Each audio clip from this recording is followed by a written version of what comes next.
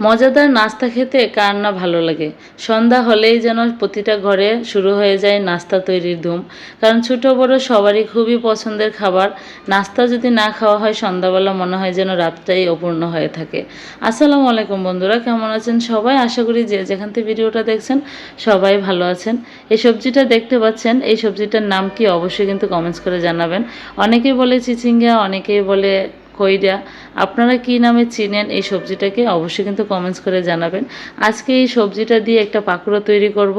তবে সবজিটা দিয়ে করব না, এই সবজির ভিতরের যে বিচি এবং শ্বাসটা রয়েছে সেটা দিয়ে আমি আজকে পাকোড়া তৈরি করব। অনেক সময় দেখা গেছে আমরা ভিতরের অংশটা একটু শক্ত হলে ফেলে দিই, বা ভাজি করার সময় আমরা বিচির অংশটা রাখি না, ফেলে দেই। যতটা সম্ভব আমি ফেলে দিই। এই জন্য আজকে ভাবলাম যে আপনাদের সাথে এই ভিতরের অংশটা দিয়ে একটা স্পেশাল রেসিপি তৈরি করে দেখাই। আর আজকের এই ভিতরের বিচির অংশগুলো দিয়ে আমি আপনাদেরকে পাকোড়া তৈরি করে দেখাবো। আর উপরের অংশটাকে ভাজি করে নেব ডিম দিয়ে, সেটা নাই দেখালাম, ওই রেসিপিটা অলরেডি আমি দিয়ে দিয়েছি। আর এই পাকোড়ার রেসিপিটা আশা করি আপনাদের কাছে ভালো লাগবে, খুবই আনকমন এবং মজাদার।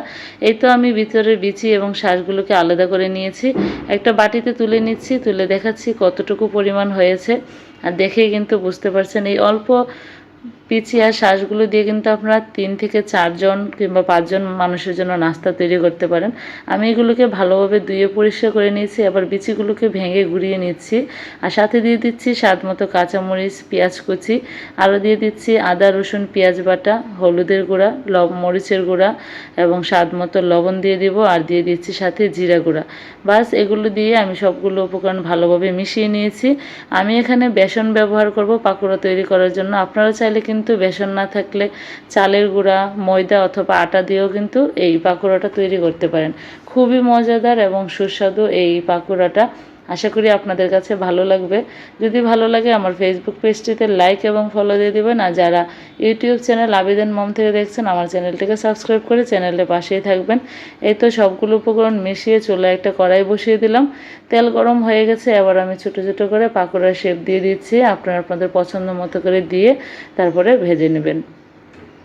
একে একে কিন্তু আমার সবগুলো পাকোড়া দেওয়া হয়ে গেছে, আমার একবারে সবগুলো হয়ে গেছে।